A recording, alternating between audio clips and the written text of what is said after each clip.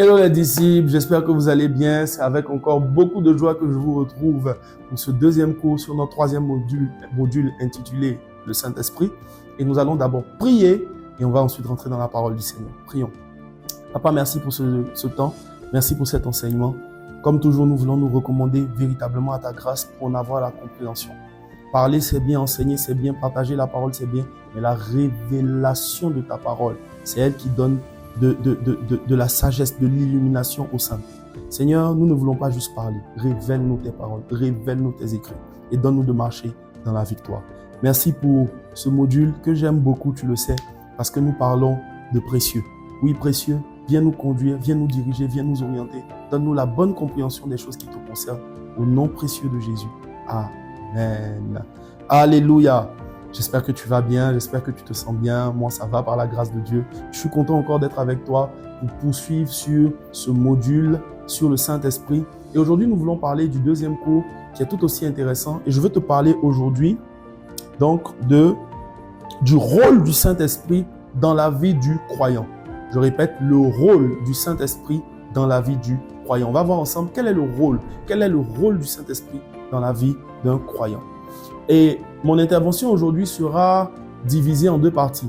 Je vais te parler d'abord du rôle du Saint-Esprit avant notre conversion, parce qu'en réalité, devenir un croyant ou être un croyant, c'est un processus qui commence pendant même que nous sommes païens. Oui, je vais t'expliquer tout ça. Et dans une deuxième partie, je vais te parler maintenant de lorsque nous sommes devenus enfants de Dieu, lorsque nous sommes nés de nouveau, quelles sont les fonctions du Saint-Esprit. Alors pourquoi je subdivise ça comme ça? Pour que tu sois conscient qu'en réalité, l'amour et l'œuvre du Saint-Esprit te porte depuis avant même que tu ne rencontres véritablement Jésus, que tu ne fasses véritablement la paix avec le Seigneur.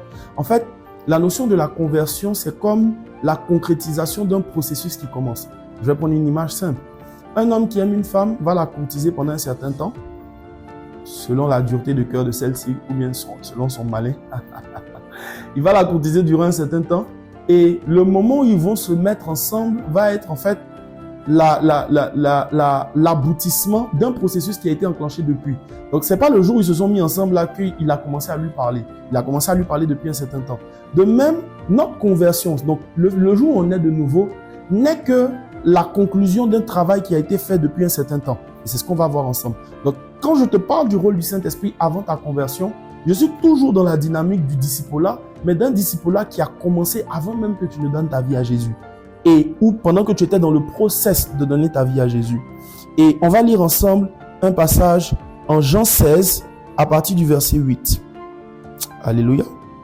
Jean 16 à partir du verset 8 au verset 11. La Bible dit, « Et quand il sera venu, parlant du Saint-Esprit, il convaincra le monde en ce qui concerne le péché, la justice et le jugement.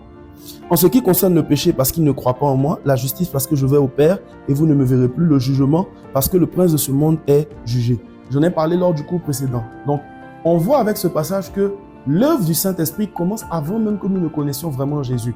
En fait, je suis venu dire à quelqu'un que ta conversion même est le fruit du travail du Saint-Esprit.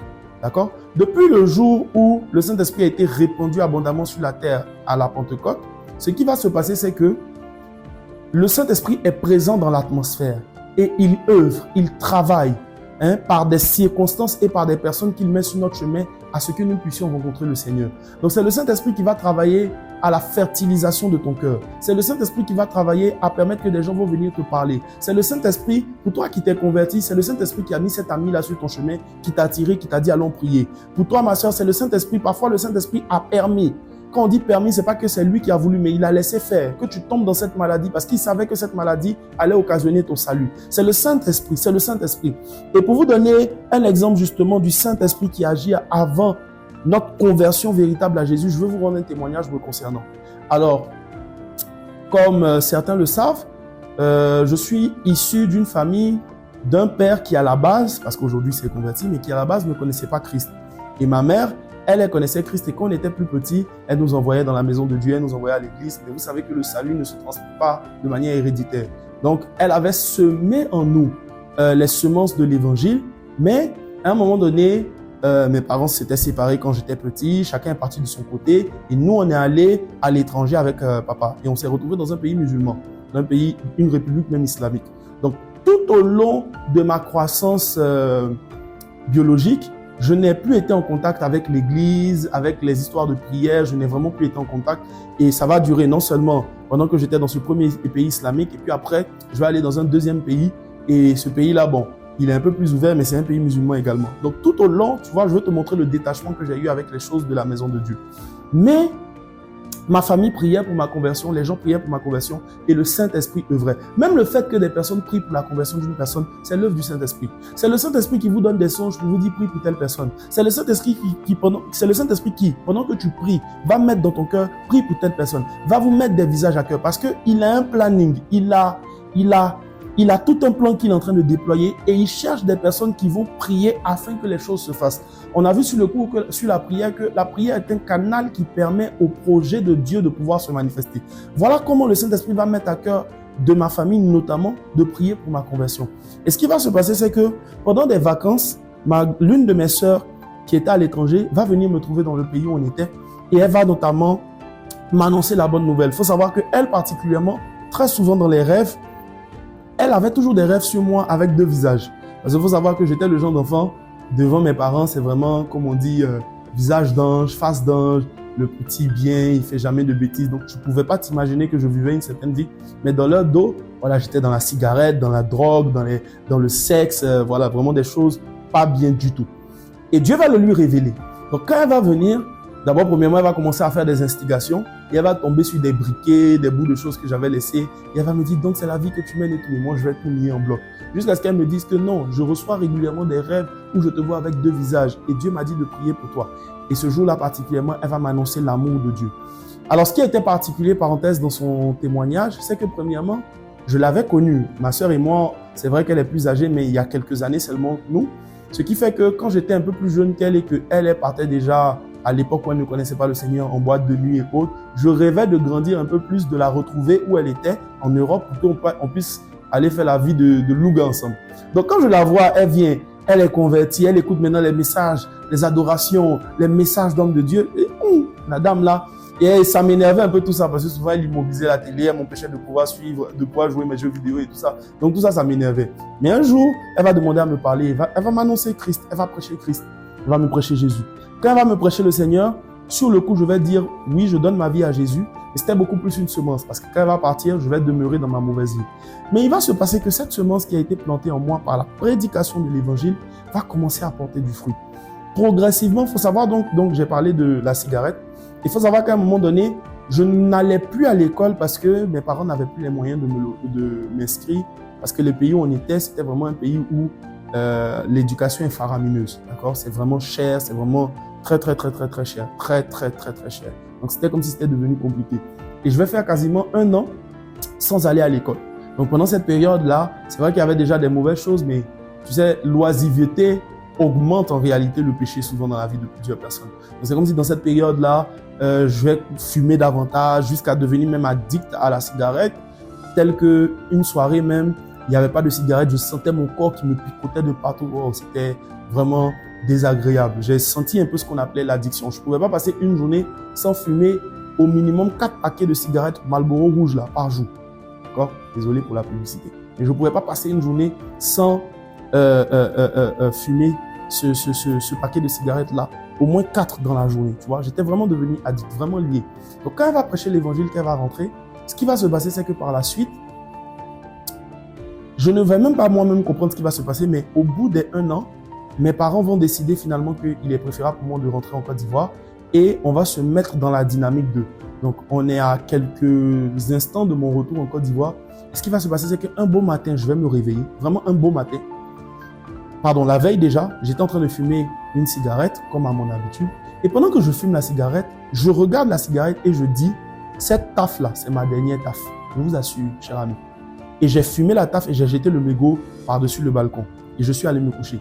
Quand je me suis relevé le lendemain, moi qui avais commencé à être addict à la cigarette, j'ai été totalement délivré de l'envie de fumer la cigarette. C'est-à-dire que de manière miraculeuse, on ne peut pas expliquer. L'œuvre du Saint-Esprit avait commencé. Ça, c'est déjà la première des choses. Il y avait autre chose encore que je fumais en plus de la cigarette, qui se fumait avec une pipe et tout ça. Bon, c'est pas de la drogue, mais c'est comme du tabac. Mais ça a des effets, voilà, un peu hallucinogènes et tout ça. Voilà. Bref, j'en prenais. Et pendant qu'on était en train de rentrer, en faisant mes bagages, le jour du voyage arrivait, j'étais là et pendant que je faisais mes bagages, et à un moment donné, j'ai pris une pipe, j'ai pris un flacon de tabac et je cherchais où cacher pour que mon père ne voie pas. C'est bien évidemment, mon père ne savait pas. Et pendant que je suis en train de chercher dans mon sac où est-ce que je vais ranger la pipe et où est-ce que je vais ranger le tabac pour ne pas que le vieux puisse s'en apercevoir, j'entends audiblement une voix qui me dit « Ça ne sert à rien tout ce que tu es en train de faire là. Parce que où tu es en train de rentrer en Côte d'Ivoire là, tu rentres pour te convertir, pour donner ta vie à Dieu et pour changer de vie. » Je vous assure, quand j'ai entendu cette voix-là, vous savez, Dieu, quand il parle souvent parce qu'on appelle la conscience, votre conscience. C'est comme ta propre voix que tu entends. J'ai voulu, on va dire quoi, négliger la parole, ne pas la considérer, tout ça. Et puis, j'ai persévéré. J'ai désobéi, j'ai persévéré, j'ai cherché. Donc, la voix maintenant me donne une deuxième parole, à savoir, comme Dieu savait que j'étais quelqu'un d'assez peureux, que j'avais non seulement peur de mes parents et que j'avais peur même de tout ce qui était prison et autres, il me dit, quand tu vas arriver à l'aéroport de Côte d'Ivoire, les gens vont penser que c'est les gens vont penser que c'est de la drogue et ils vont t'arrêter et tu vas avoir des problèmes. Quand j'ai entendu ça là, en même temps, j'ai jeté le paquet. Souvent, le Saint-Esprit a des stratégies pour pouvoir nous parler, nous faire sa volonté. Bref, je vais finalement donc obéir à cette deuxième voix par peur, jeter le paquet et les mois qui suivent, je vais rentrer. Et je vous assure, je suis rentré en Côte d'Ivoire au cours du mois d'août 2014. Donc, août, septembre, octobre, novembre, décembre. Donc, durant ces différents mois-là, je suis là, je vais à l'église et autres avec ma famille. En décembre, lors de la traversée des églises Vase d'honneur que j'ai commencé donc à fréquenter, lorsque mon père spirituel, Papa Mohamed Sanogo, va lancer l'appel, je vais donner ma vie à Jésus. Quand je donne ma vie à Jésus, donc en décembre 2015, décembre 2014, début janvier, puisque c'est une traversée, début janvier 2015, à partir de mars, à partir de janvier, je commence les cours de baptême pendant 3 mois. Janvier, février, mars. Et le 21 mars 2015, je me baptise. Tel que me l'avait dit l'Esprit, tel que les choses se sont enchaînées. Et le reste, c'est de l'histoire, comme disent les anglophones. Me voici aujourd'hui devant toi en train de te prêcher la bonne nouvelle. Donc, l'œuvre du Saint-Esprit ne commence pas quand tu donnes ta vie à Jésus. Elle commence un peu avant. C'est lui qui crée toutes les circonstances, toutes les choses. Tu vois, pendant que je suis en train de parler à quelqu'un qui est en train de se rendre compte que ce n'est pas un hasard, mes amis. La manière dont on te poursuit, la manière dont des gens vont aller en évangélisation et puis c'est toujours sur toi qu'ils vont tomber. La soif même de Dieu qui naît en toi avant que tu ne fasses véritablement le pas de la conversion. Tout ça, c'est l'œuvre du Saint-Esprit. Le merveilleux Saint-Esprit. Il va préparer ton cœur pour le salut. Il va mettre des gens devant toi. Il va demander à des personnes de prier pour toi. Il va mettre des circonstances qui vont t'emmener à te rapprocher de lui. N'a-t-il pas dit, j'emmènerai ton cœur au désert? Ça parle des circonstances. Il va t'emmener dans des circonstances de désert afin que tu puisses véritablement te rapprocher de lui, que ton cœur puisse être préparé. Il va emmener les personnes qu'il faut pour te parler afin de pouvoir te moissonner. Et c'est ce que le Saint-Esprit a fait. Donc, lorsqu'on parle de l'œuvre du Saint-Esprit dans la vie du croyant, j'ai voulu commencer un peu avant la conversion pour te montrer comment le Saint-Esprit est bon. Et c'est lui qui opère ça. C'est lui qui le fait. C'est lui qui conduit, qui pilote, qui réfléchit, qui planifie tout ça pour ton salut. Quelqu'un dit avec moi, merveilleux Saint-Esprit. Dis encore avec moi, précieux Saint-Esprit. Alléluia. Le deuxième volet maintenant que je veux toucher, c'est lorsque tu as donné ta vie à Jésus. Donc, il a planifié les choses, tu es venu à Christ, tu as fait la prière du salut, tu es né de nouveau. Quels sont maintenant les rôles et les fonctions du Saint-Esprit dans la vie de celui maintenant qui est le croyant? J'ai essayé de les mettre un peu dans un ordre. Donc, l'ordre que je vais donner est un peu hiérarchisé parce que généralement, il le fait dans cet ordre-là plus ou moins. D'accord? Ça peut diverger, mais généralement, il va crescendo. Alors, la première fonction du Saint-Esprit dans notre vie, c'est justement d'être le gage de notre conversion. On va lire ensemble quelques passages. Éphésiens 1. Bright shine the way in the ways. Merci Saint-Esprit. Merci pour tout ce que tu fais. Éphésiens 1, verset 3. La Bible dit, verset 13, pardon. Éphésiens 1, verset 13. La Bible dit, en lui, vous aussi, après avoir entendu la parole de vérité, l'évangile de votre salut, en lui vous avez cru et vous avez été scellés du Saint-Esprit qui avait été promis. Alléluia. En d'autres termes, que dit ce passage? Ce passage dit, on vous a prêché l'évangile, vous avez entendu l'évangile, vous avez accepté. Mais pour sceller cette décision d'appartenir à Dieu que vous avez prise là, on vous a donné le Saint-Esprit.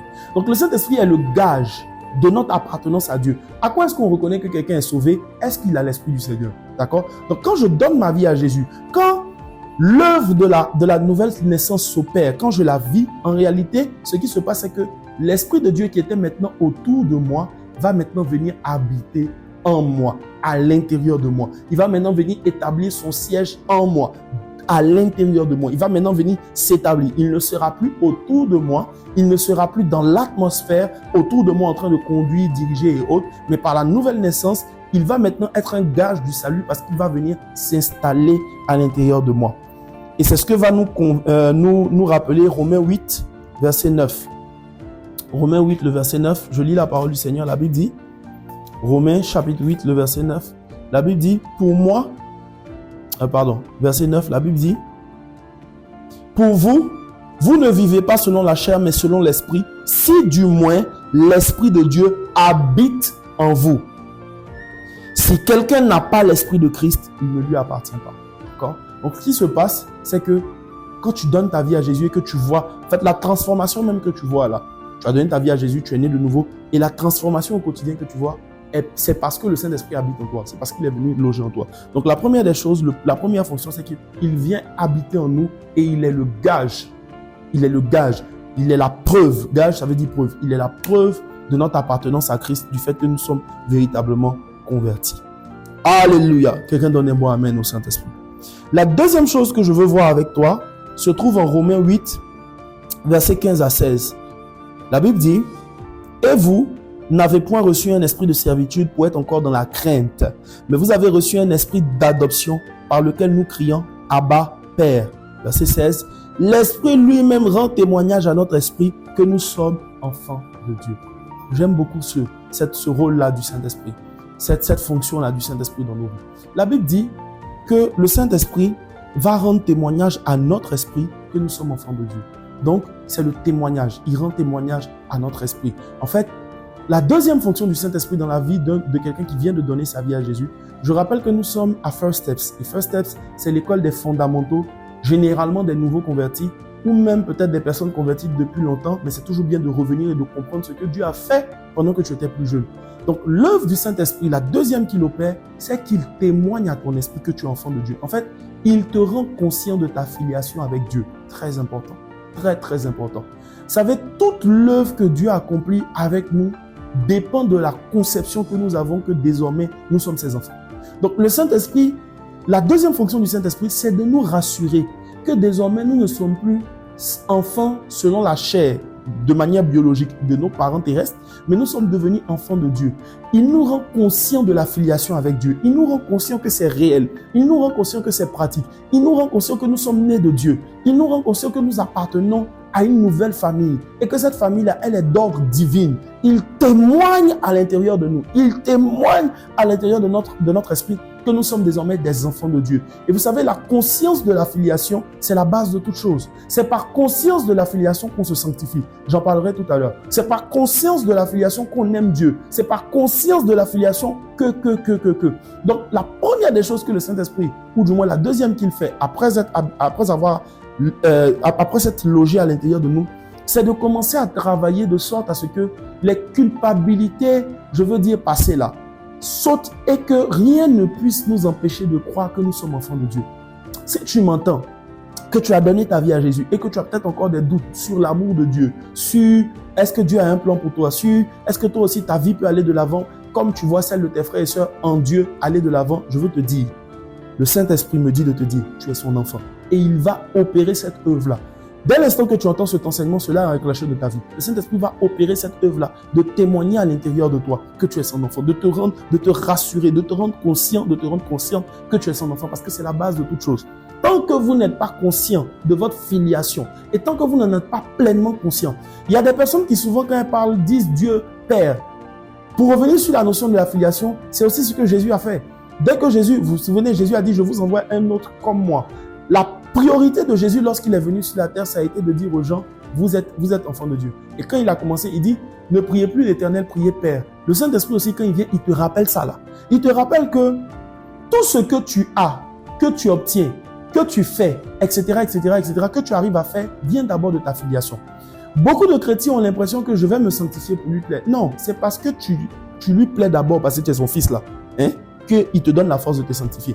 C'est parce que tu es en lui d'abord, que tu es né de lui, que tu as la capacité de te sanctifier. C'est parce que tu es né de lui que tu seras plus que vainqueur. C'est parce que tu es né de lui que ta destinée ne mentira pas. Ce n'est pas parce que tu pries, ce n'est pas parce que tu jeûnes, ce n'est pas parce que tu médites, c'est d'abord parce que tu es son enfant. Tu es né de lui. Donc le Saint-Esprit va travailler sur ta conscience de la filiation. Et dans la conscience, donc non seulement il t'en parle, mais il veille à ce que ce soit profond. Je veux toucher un point. Vous savez, tant que vous n'êtes pas plus conscient de votre filiation divine, c'est-à-dire avec Dieu, plus que vous n'êtes conscient de votre filiation terrestre, il y a des choses dont vous allez manquer. Et le Saint-Esprit fait ce travail-là quotidiennement, constamment. Il fait ce travail-là de te rappeler que tu es désormais enfant de Dieu. En fait, quand on dit, il te rappelle maintenant que tu es enfant de Dieu, c'est non seulement ton statut a changé, mais les privilèges qui vont de pair avec. Ce qui était ton partage avant, n'est plus ton partage parce que maintenant tu appartiens à une nouvelle lignée. Ce que tu pouvais vivre dans ta lignée terrestre, tu ne le vivras plus parce que tu appartiens à une nouvelle lignée. Il te rend conscient que tu appartiens au royaume des cieux, que tu es son enfant et que dès lors, ta vie n'est plus la même. Un chrétien qui croit en la filiation mais qui n'en est pas, en qui ce n'est pas solide, va encore aller adorer des choses parallèles, va encore aller, je veux dire, avoir des attitudes de, vous savez, souvent on parle et puis on dit je touche du bois, hein, il va être superstitieux, il va continuer de consulter d'autres choses parce que c'est comme s'il n'est pas pleinement conscient que désormais il est enfant de Dieu. Écoutez, si aujourd'hui on vous dit que vous êtes devenu enfant de milliardaire, vos problèmes sont finis, tes défis sont finis, c'est résolu. Parce que ton papa là, on dit il est milliardaire. Donc il n'y a aucun défi sur la terre qui peut être un problème pour toi.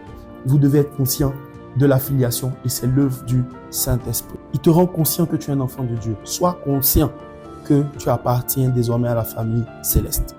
La troisième chose que le Saint-Esprit opère à l'intérieur de nous, c'est qu'il répand dans nos cœurs l'amour de Dieu. Alors, l'amour de Dieu, ce n'est pas l'amour pour Dieu. Dans l'amour de Dieu, il y a l'amour pour Dieu, mais il y a aussi l'amour pour les autres. En fait, il répand dans nos cœurs la manière d'aimer comme Dieu.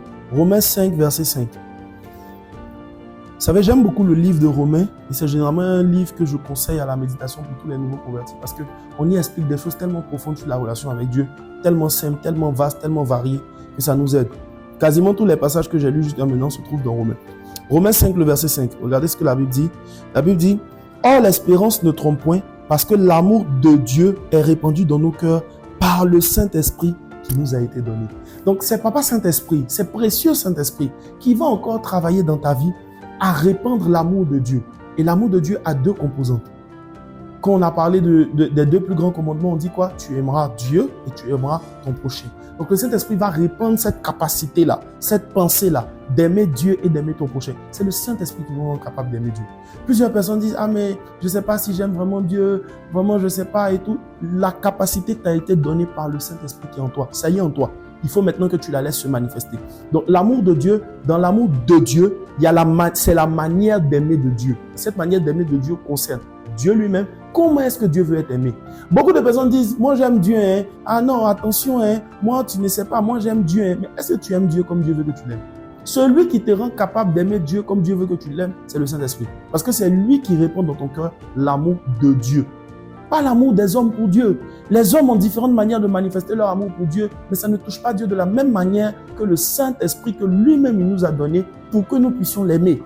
Donc si tu veux véritablement aimer Dieu, tu dois comprendre que le Saint-Esprit que tu as reçu là, il a déversé des flots et des flots d'amour de Dieu en toi pour que tu puisses aimer Dieu. Mais l'amour de Dieu ne se limite pas simplement à l'amour que nous avons pour Dieu. Il va aussi dans l'amour que nous avons pour les autres. C'est le Saint-Esprit qui nous a fait habiter, qui fait habiter en nous la mentalité d'aimer les autres comme Dieu les aime, qui fait habiter et qui nous donne la capacité de pardonner comme Dieu, qui nous donne la capacité d'avoir confiance comme Dieu le fait. C'est le Saint-Esprit. Pourquoi j'insiste sur ces choses? Parce que vous savez, waouh, quelle image. De même que dans une maison, le courant peut être rendu disponible, mais vous pouvez ne pas en jouir si vous n'appuyez pas sur l'interrupteur. De même, l'interrupteur qui te permet d'activer les choses que Dieu t'a données par le Saint-Esprit, c'est la révélation. Tu dois juste être conscient que c'est lui qui le fait. Plusieurs chrétiens ne l'expérimentent pas parce qu'ils ne savent pas que ça vient de lui. Ils sont en train de chercher dans Dieu le Père ce qui se trouve dans Dieu l'Esprit.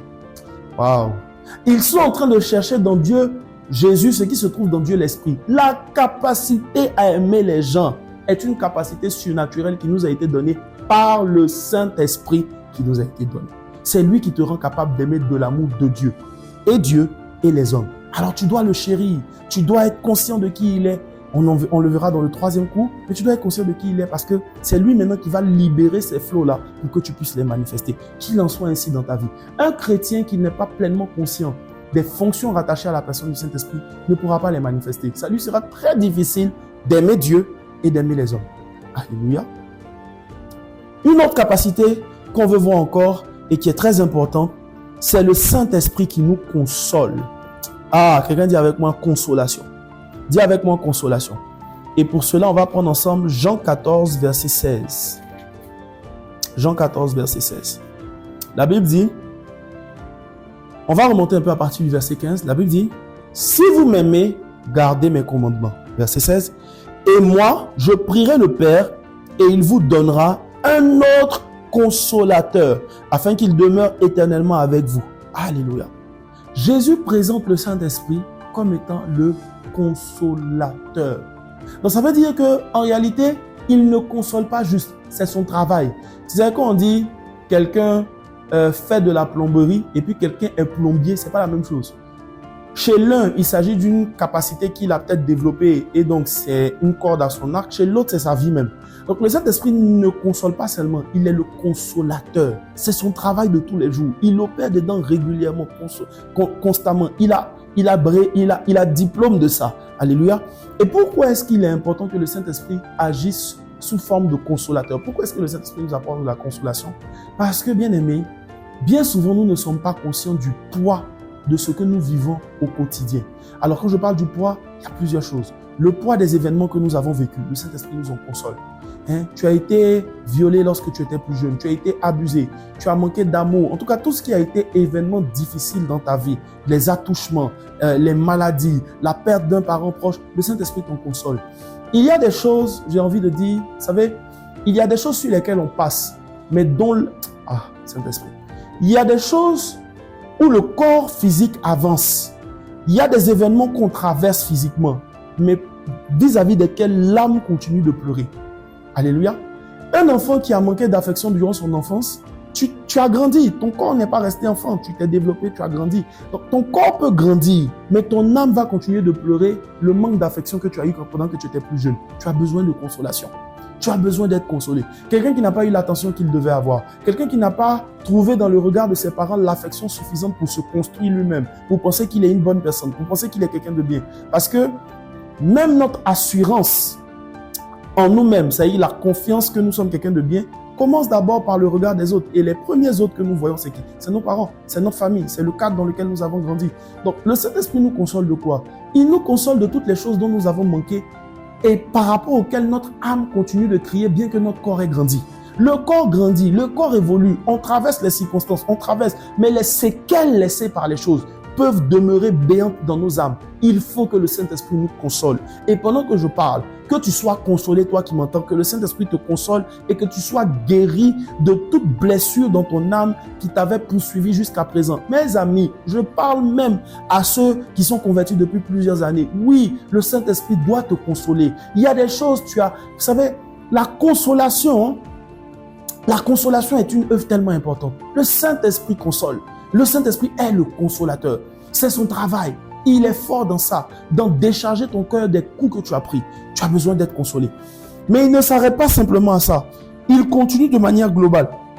Il y a aussi la pression de la vie de tous les jours, les exigences de tous les jours. Tu dois rendre ceci, tu dois rendre cela. Cette pression-là peut créer en nous des formes de stress, de mal-être, de beaucoup de choses. Le Saint-Esprit nous en console également. Le Saint-Esprit te console des coups que tu prends au quotidien. Le Saint-Esprit te console des événements douloureux du quotidien, des douleurs du quotidien. Voilà pourquoi tu dois développer ta compréhension de qui il est, ta compréhension de ses fonctions afin de pouvoir en bénéficier. Arrête de souffrir quotidiennement de ce que ton patron t'a mal parlé, de ce que ta soeur t'a humilié, de ce que ton père n'a pas réagi comme si, de ce que tu as été frustré de ne pas avoir un diplôme. Parle au Saint-Esprit. Son rôle, c'est de te consoler.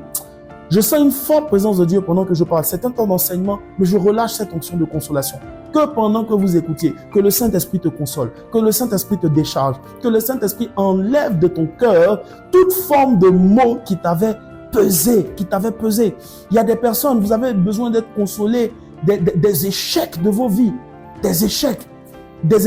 Toi seul, tu as redoublé une classe près de 4 à 5 fois. N'aie pas l'impression que c'est facile, que c'est simple. Oui, physiquement, tu as progressé. Oui, physiquement, tu es allé de l'avant. Pendant que je parle, Dieu me parle encore des personnes qui, faute de moyens des parents, n'ont pas pu aller plus loin. C'est des blessures dans l'âme. Tu vois tes amis avec qui tu as fréquenté aller de l'avant. Toi, tu ne peux pas continuer parce qu'il n'y a pas eu l'argent. Ah, que Dieu te console. Le Saint-Esprit console toutes ces choses-là. Il est le consolateur. Il n'a pas juste la consolation. Il est lui-même la consolation. Quand le Saint-Esprit arrive dans ta vie, l'une des choses qu'il fait, c'est de te consoler de toute forme de maux, d'enlever les mauvaises choses qui étaient dans ton cœur, de les faire sortir et de te restaurer. Qu'il en soit ainsi dans le nom puissant de Jésus. Quelqu'un donne un bon amen. Sois consolé au nom de Jésus. Quelqu'un donne un bon amen. Alléluia. Wow. Une autre facette encore de l'œuvre du Saint-Esprit dans nos vies, c'est ce que j'appelle, il nous aide à la sanctification. Très, très, très important. On va prendre ensemble 1 Pierre 1, verset 2. 1 Pierre 1, verset 2. Je lis la parole du Seigneur. 1 Pierre chapitre 1, le verset 2. La Bible dit, 1 Pierre chapitre 1, verset 1. Pierre, apôtre de Jésus-Christ, à ceux qui sont étrangers et dispersés dans le Pont, la Galatie, la Cappadoce, l'Asie et la Bithynie. Verset 2. Et qui sont élus selon la prescience de Dieu le Père, par la sanctification de l'Esprit, afin qu'ils deviennent obéissants et qu'ils participent à l'aspersion du sang de Jésus-Christ. Alléluia. Alors, on l'a vu sur le cours sur la croix, mais je veux le répéter. Quand on parle de sanctification, ça veut dire qu'on t'a déjà donné la sainteté. Et c'est ce dont Paul parle. Paul dit, il y a eu ce qu'on appelle l'aspersion du sang de Jésus. En fait, c'est l'œuvre de la croix. Prends ça terre à terre. Par l'œuvre de la croix, le sang de Jésus a été versé pour que nous soyons délivrés et que nous vivions en nouveauté de vie. Mais il parle de participer à l'œuvre à cette aspersion. C'est comme si Dieu peut avoir opéré l'œuvre de la croix. Le sang de Jésus peut avoir parlé. Mais si après que le sang de Jésus ait parlé, si après que l'œuvre de la croix a été manifeste, tu ne persévères pas dans la bonne manière de vivre, c'est comme si tu ne participes plus à cette aspersion. C'est comme si elle est vaine dans ta vie. C'est comme si elle ne parle plus dans ta vie. Donc, Dieu ne va pas simplement se contenter de te délivrer par l'œuvre de la croix. Il va encore te donner l'esprit qui va faire quoi? Verset 2 dit qu'il y a des gens qui sont élus par la présence de Dieu, mais leur élection vient du fait qu'ils sont sanctifiés par l'Esprit, par la sanctification de l'Esprit. Et cette sanctification-là, c'est quoi? C'est le fait qu'ils deviennent obéissants. Alléluia. Donc le Saint-Esprit va travailler à ce que tu te sanctifies. Donc la sanctification, je vous ai dit, c'est l'action de demeurer dans la sainteté qu'on nous a donnée. C'est l'action de demeurer dans le vêtement blanc qu'on nous a donné. C'est toutes les actions qu'on pose pour demeurer saint. Donc, lorsque l'œuvre de la croix a été accomplie, Jésus nous a délivrés, le sang a parlé, mais le Saint-Esprit va venir maintenant s'assurer que nous n'y retournions plus, que nous demeurions maintenant dans la sainteté que Dieu nous a donnée. Et la sanctification là a pour but de nous rendre obéissants. Je vais prendre un exemple simple. Par l'œuvre de la croix, Dieu t'a pardonné et t'a délivré de ta vie d'impudique d'hier. Mais c'est le Saint-Esprit qui t'a été donné qui va veiller maintenant à ce que tu ne retournes plus dans l'impudicité et que tu demeures dans la sainteté sexuelle. Par l'œuvre de la croix, tu as été pardonné et délivré de la colère, j'ai envie de dire, non maîtrisée, débordante qui t'habitait. Mais c'est par le Saint-Esprit que tu vas demeurer dans un état de cœur de quiétude, de calme et que tu ne vas plus retourner dans les mêmes colères. Donc l'œuvre du Saint-Esprit, c'est de nous maintenir dans la sainteté que Dieu nous a donnée, c'est-à-dire de nous aider à nous sanctifier. Et la Bible dit donc, cette sanctification-là consiste à obéir. Il nous rend obéissants. Le Saint-Esprit va t'apprendre à dire non, ne te comporte pas comme ça. Non, ne fais pas ça. C'est lui qui joue ce rôle-là. Donc, qu'est-ce que je veux dire ici? Je suis en train de parler des rôles et des fonctions du rôle des fonctions du Saint-Esprit dans la vie du croyant. Un chrétien qui n'a pas une communion profonde avec le Saint-Esprit risque de retomber dans le péché. Oui, un chrétien qui croit fermement dans l'œuvre de la croix et qui ne pousse pas sa croyance en y ajoutant la foi dans l'œuvre du Saint-Esprit, la communion avec le Saint-Esprit, risque de ne pas avoir la force suffisante pour demeurer constamment dans la sainteté. C'est le Saint-Esprit qui nous permet de demeurer dans la sainteté. Nous sommes saints par l'œuvre que Jésus a accomplie, mais nous demeurons dans cette sainteté. Nous demeurons dans l'obéissance, sanctification, par l'œuvre du Saint-Esprit. Donc, plus je communie avec le Saint-Esprit, plus je suis conscient que ça fait partie de ses rôles, plus je m'attends à lui, plus je parle avec lui, je communie avec lui, plus je vais avoir de force aussi pour rester dans la sainteté que Dieu a prévue pour moi. Qu'il en soit ainsi, dans le nom puissant de Jésus. Et le dernier élément que je veux voir avec vous sur ce cours, se trouve en Jean 14, verset 26. Je lis la parole du Seigneur. Mais le Consolateur, l'Esprit Saint, que le Père enverra en mon nom, vous enseignera toutes choses et vous rappellera tout ce que je vous ai dit. Le Saint-Esprit est celui qui nous enseigne les voies de Dieu. Alors, dans la notion de nous enseigne les voies de Dieu, il y a deux éléments que je veux mettre en avant. Le premier, c'est la croissance spirituelle. L'enseignement des voies de Dieu, donc la révélation des voies de Dieu, nous permet de grandir spirituellement. Le Saint-Esprit est celui-là qui participe donc à notre croissance spirituelle. C'est lui qui va, vous savez, la Bible dit que l'homme ne vivra pas simplement que de pain, mais de toute parole qui sortira de la bouche de l'Éternel. Donc ici, on fait une différence entre le réma et le logos. Donc l'homme ne vivra pas du logos, mais il va vivre du réma. Donc même lorsqu'on te prêche un enseignement comme ce que je suis en train de faire, c'est le Saint-Esprit qui va prendre l'enseignement là et puis qui va ouvrir tes yeux là-dessus. Et c'est l'ouverture de tes yeux, révélation, qui va te donner d'aller dans un autre niveau, de grandir, de monter spirituellement, de connaître davantage Dieu. Qu'il en soit ainsi dans ta vie, au nom de Jésus. Mais l'enseignement de toutes les voies, ça veut aussi dire que le Saint-Esprit a cette faculté-là, en fait, de nous parler, de nous enseigner, de nous dire. Qu'est-ce que je veux te faire comprendre par là?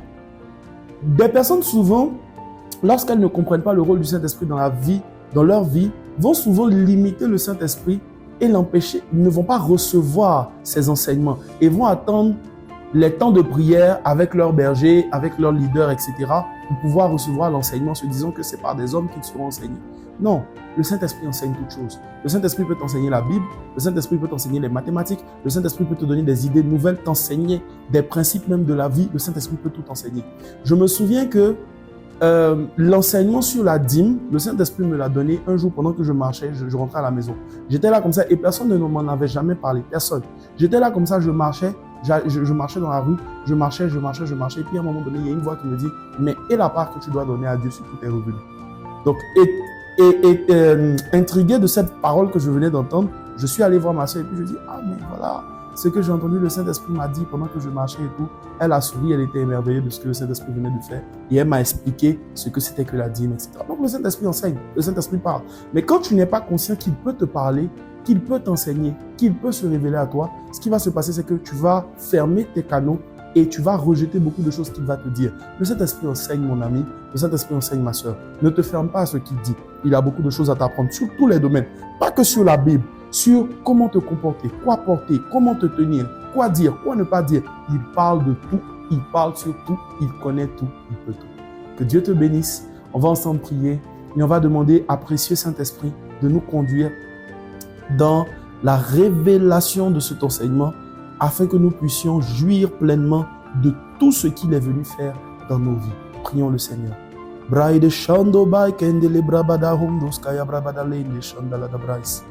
Merci pour qui tu es. Merci pour ce que tu es venu faire dans nos vies. Accorde-nous la révélation de cet enseignement. Donne-nous, Seigneur, de bénéficier pleinement de chacune des choses que tu es venu faire dans nos vies. Ah Jésus, nous voulons te voir te manifester dans nos vies. Ne sois pas juste en nous sans agir pour nous.